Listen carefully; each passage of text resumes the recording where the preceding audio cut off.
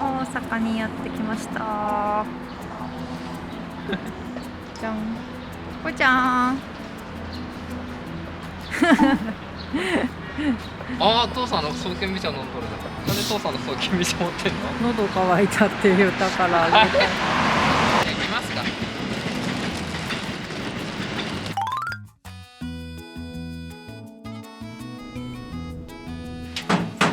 い、こんにちは。あ、こんにちは。あ、はじめまして。いらっしゃい。どうぞ、そのままどうぞ。どうぞ。ようこそ来てくださってありがとうございます。いらっしゃいませ。はい、はい、そのまま。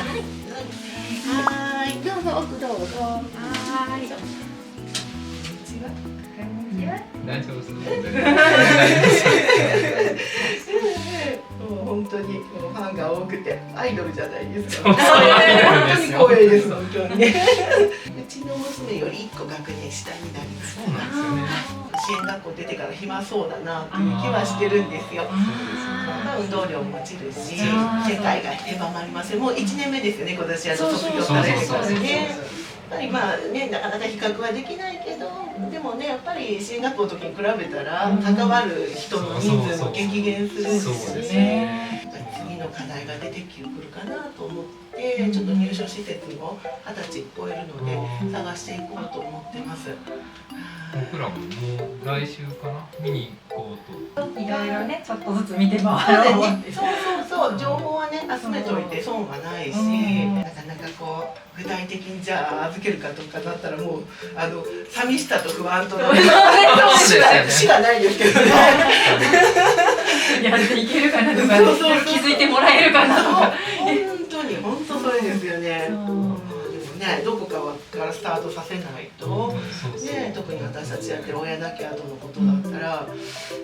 私がいつもセミナーとかで言ってるのは、この子のことは私と主人が一番よく知ってるっていう現状そうだけど、そうではダメなんですね。最終的には私たちよりもこの人たちの方が、支援者さんたちの方がよく知ってくれてるっていう状態にしてバトンをつなげていかないと、本人がねやっぱり辛いと思うので、その移行が課題ですね。それのためのあれですね。ノートを作って。そうなんです。それで見ていただいたですね。ありがとうございます。そうで親心の記録のノート、青い本のノートが見ていただいたと思うんですけど、あれプラス、私が思うことをちょっといろいろ盛り込んで作って、これが現物で言っても私が書くとこはまだちゃんと書けてないんですけど、これね、うちの市で先着500名様でこの状態で配ってくれて、そうなんだ、立派ですね。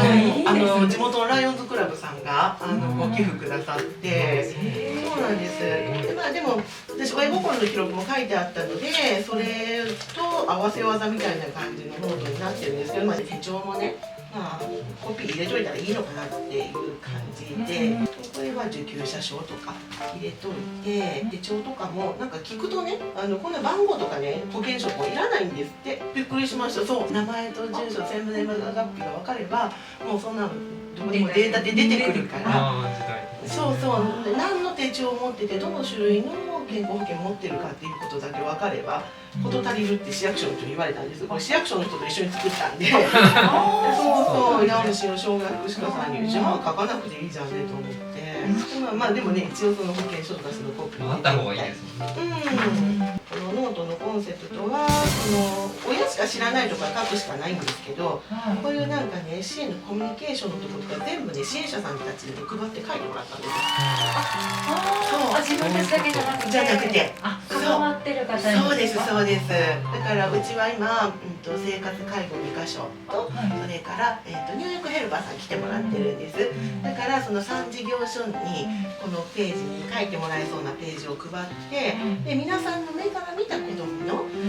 ュニケーションはどうやって本人が取ってるかっていうのを親は親で書くんですけど、外でのやっぱりね、本人の姿って家でいるね、私たちが見てる本人とはまた多分違うね、社会性が出てきてるのでね、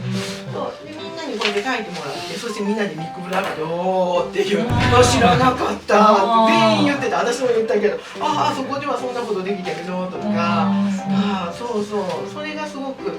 このノートの、使うところのポイントっていうか、って思ってるんですよ。で将来その親亡き後、その施設に預けた後のその本人の姿って多分家で親が見てる姿と違う姿をね見せていくんだろうと思うんです。支援者さんたちの前での本人の姿、私たちもそうですもんね。なんか実家に帰ってダメってしてる姿とやっぱ外出ていろんな人と関わってる時の自分とはまた違うので、実家の姿もいいんだけど、多分知りたい姿は支援者さんたちが関わってくれてる時の本人の振る舞いとか姿だろうから、っていうので親だけが書くとはコンセプトにはしなかったんですよね。なんかなかなかに、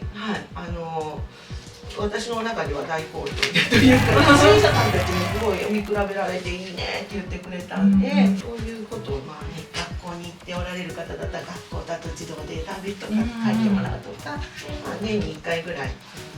担当者会議とかねしてもらった時にこう変わってきたところをこうちょっと書き出したり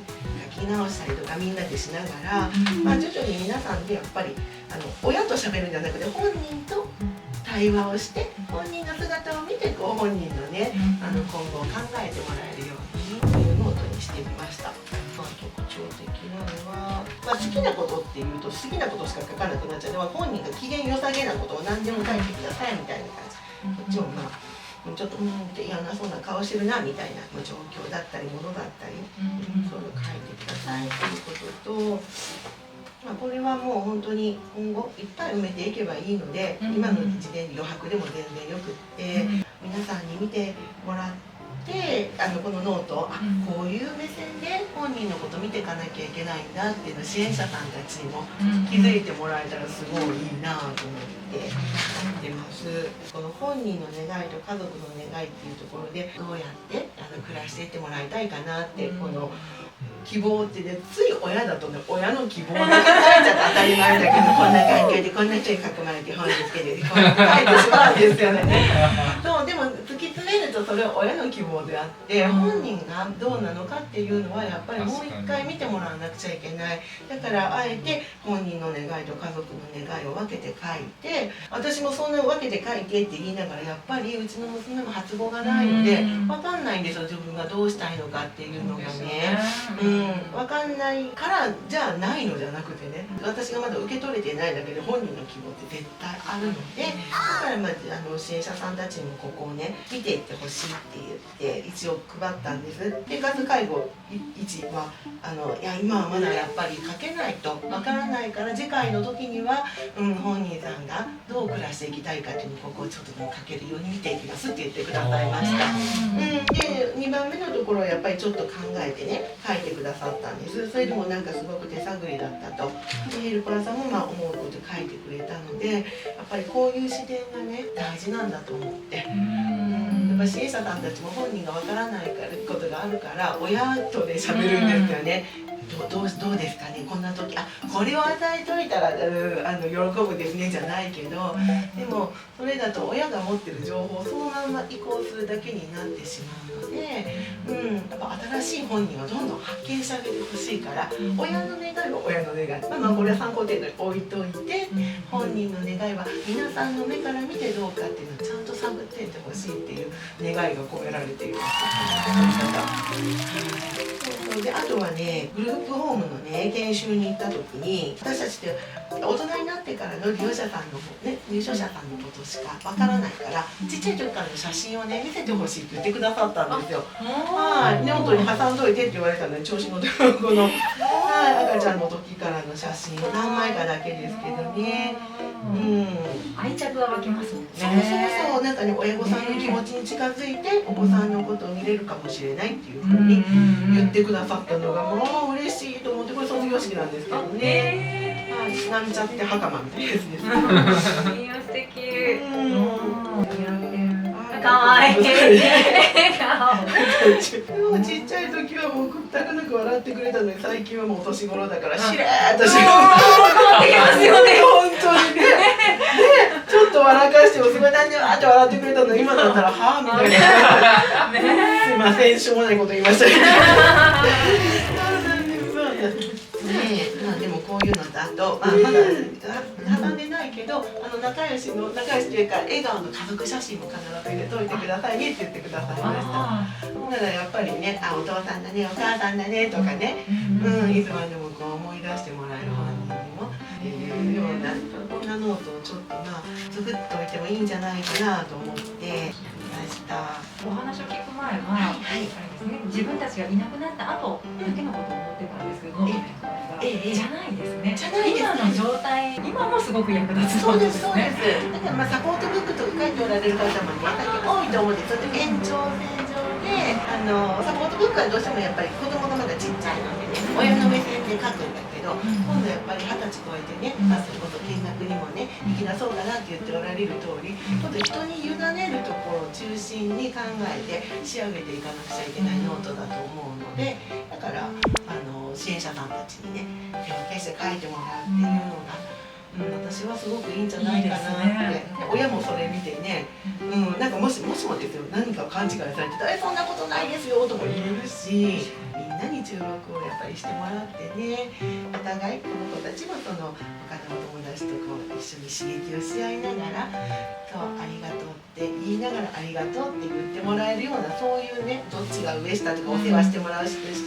してあげるとかじゃなくて、みんなでこう平らなところで暮らしていってもらうためには、本人が喋れないんだったら喋れない分だけ情報をね、なるべく詰めといてあげた方が支援者さんたちもそれにたどり着くまで時間がかからなくて済むじゃないですか。ねえ、そんな思いで、作ってみました。これでファイリングしていくんですね。そうですそうです。ファイリングしていったら使いやすくてそうですいいね。ですよ。で、なんかまあこれはいるんじゃないと思うようなものとかまた挟んでいけばいいし、適当に、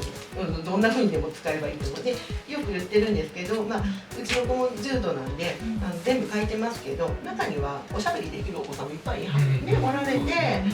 いちいち親が全部書かなくても大丈夫じゃないみたいな、そうはもう別に省いたらいいし、入れなくても、もうとにかくその子供主体に、あるといいなと。なんか本人ができるのにとか本人が言えるのにこう出しゃばって親が全部書いちゃうと、なんか本人の話を聞かずにそうなのかなってね、支援者さんに思われちゃうといけないんで、だから行くな。トイレ行きたい。ここです。すぐ横にあるから。いつも定番なんです。どっか新しいとこ行くとしばらくするとサインしてみようかな。賢い。どうぞどうぞ。父さんのソフトみたいなの。どうぞ。